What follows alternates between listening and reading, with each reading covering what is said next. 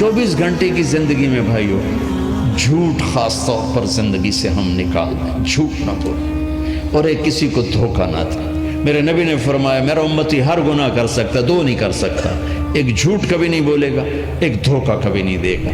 تم جھوٹ نہ بولنا، دھوکہ نہ دیں، ظلم نہ کریں، زیادتی نہ کریں۔ ظلم و زیادتی سے اللہ کا غضب حرکت میں آ جاتا ہے۔ میرے نبی نے فرمایا من آذا ذمیا فقد آذانی، جس نے کسی غیر مسلم کو بھی دکھ پہنچایا تو اس نے مجھے دکھ پہنچایا۔ جس نے کسی غیر مسلم کو دکھ پہنچایا اس نے مجھے دکھ پہنچایا۔ میرے نبی نے تو اپنے ساتھ رہنے غیر مسلموں کے ساتھ اتنی رحمت للعالمین کا ثبوت دیا۔ ہم ان کے برتن بھی الگ کرتے، وہ برتن کو ہاتھ لگانے میں کہ دھو، برتن دھو کے لاؤ، اتنی نفرت کا اظہار۔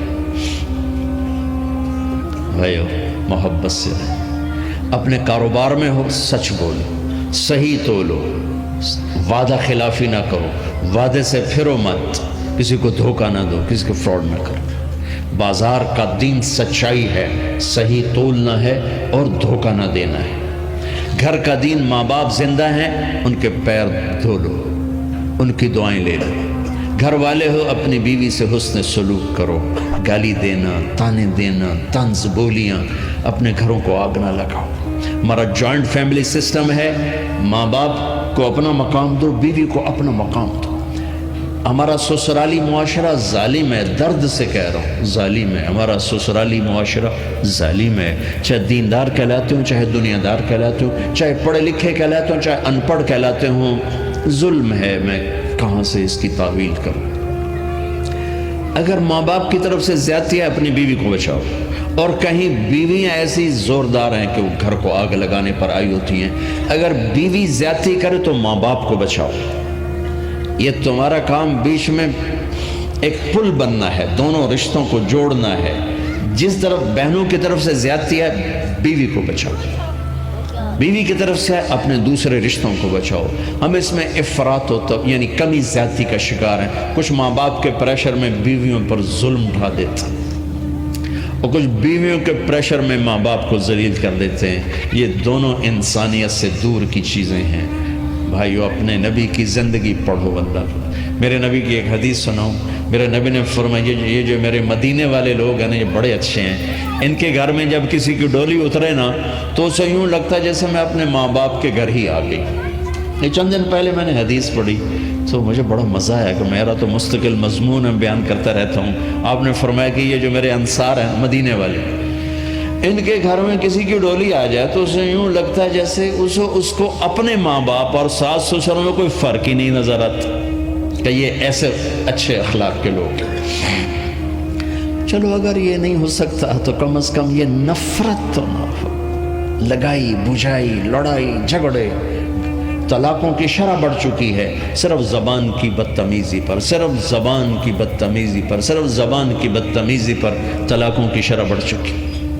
بھائیو اپنے اخلاق سے، اپنے اخلاق سے اپنے رشتوں کو جیتو۔ ماں باپ کا دل جیتنا ہے، بہن بھائیوں کا دل جیتنا ہے، اپنی بیوی کا دل جیتنا ہے اچھے اخلاق کے ساتھ۔ بیوی کے ذمہ خامند کا دل جیتے اچھے اخلاق کے ساتھ، ساس سسر کا دل جیتے اچھے اخلاق کے ساتھ، اپنے بہن بھائیوں کا دل جیتے اچھے اخلاق کے ساتھ۔ میرے رب کی قسم تم چپ رہنا سیکھ لو، عزت تمہارے قدموں میں آ کے گرے گی۔ جواب نہ دو، چپ ہو جاؤ، اللہ عزت تمہارے قدموں پہ لا کے کھڑا کر، تمہارے قدموں میں آ کے اللہ عزت کو گرائے گا۔ اولاد کو عزت دو، اولاد کو عزت دو، اولاد کو عزت دو، ان کو ٹائم دو، پھر یہ ساری زندگی تمہارے غلام بنیں گے۔ 3 سال کے بچے کو اسکول میں دھکا دے دیا، آیا تو ٹیوشن والے کے پاس بھیج دیا اور خود اپنے مزے کیے، تو یہ اولاد کبھی تمہاری نہیں ہوگی۔ انہیں ٹائم دو اور اولاد کی خواہشات کا خیال کرو، ان پر ایسے ماں باپ ہونے کی ایسی دھونس مت جماؤ۔ آج کل اولاد نافرمان ہے، آدھا قصور ماں باپ کا ہے، آدھا اولاد کا ہے، کہ یہ وہ شفقت اور وہ محبت اور وہ ٹائم نہیں دیتے، اس سے آگے بات خراب ہو جاتی۔ اور ایک بڑا حساس موضوع ہے، رشتے ناتوں میں اولاد کی رعایت کرو۔ اپنی اولاد کی پسند ناپسند کا خیال کرو، ان پر مسلط مت کرو۔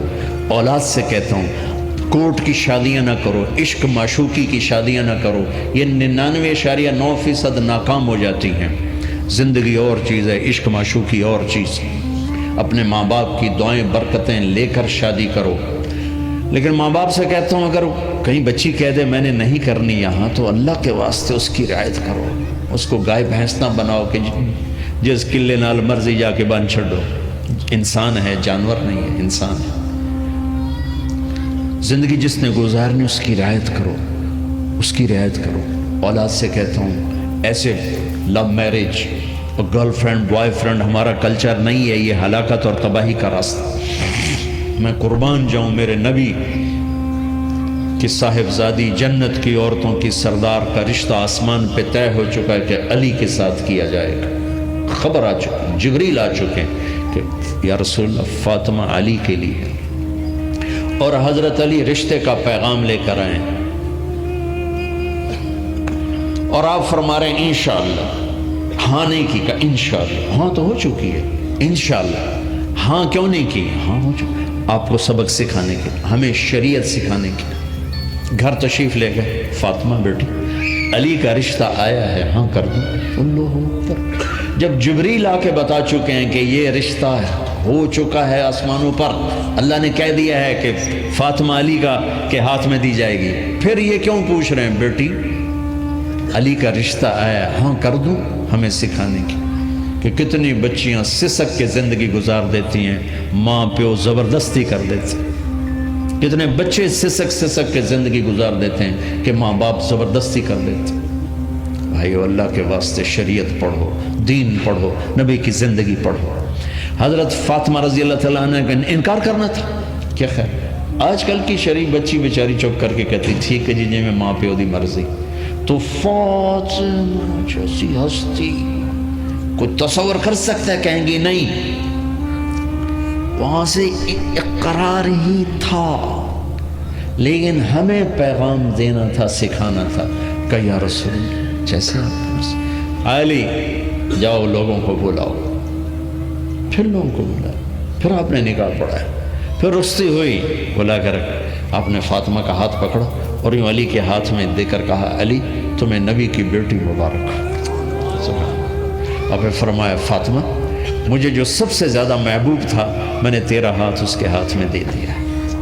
بھائیو اللہ کے واسطے اپنی قومی زندگی سے نکلو، رواجی زندگی سے نکلو، پنجاب کی زندگی، پٹھانوں کی زندگی، بلوچوں کی زندگی، سندھیوں کی زندگی، یہ بت ہیں، ان کو توڑ کے نبوت والی زندگی، نبوت والی زندگی، نبوت والی زندگی وہ اختیار کریں گے، ہماری عورتوں بھی سکھی، ہمارے مرد بھی سکھی، ہماری اولاد بھی سکھی۔ تو سارے بھائی نیت کرتے ہیں نا اس کی انشاءاللہ، اللہ تعالیٰ ان کی بخشش فرمائے۔ تو آپ بھائیو ایک تو جہاں مرکز ہے اسماعیل وہاں جایا کرو، جمعرات کو آپ کو فائدہ ہوگا۔ آپ کے پاس مسجد میں جماعت آ جائے ان کے ساتھ بیٹھا کرو، اس سے آپ کو انشاءاللہ فائدہ ہوگا۔ مہینے میں 3 دن جایا کرو، اس سے آپ کو انشاءاللہ راستہ ملے گا۔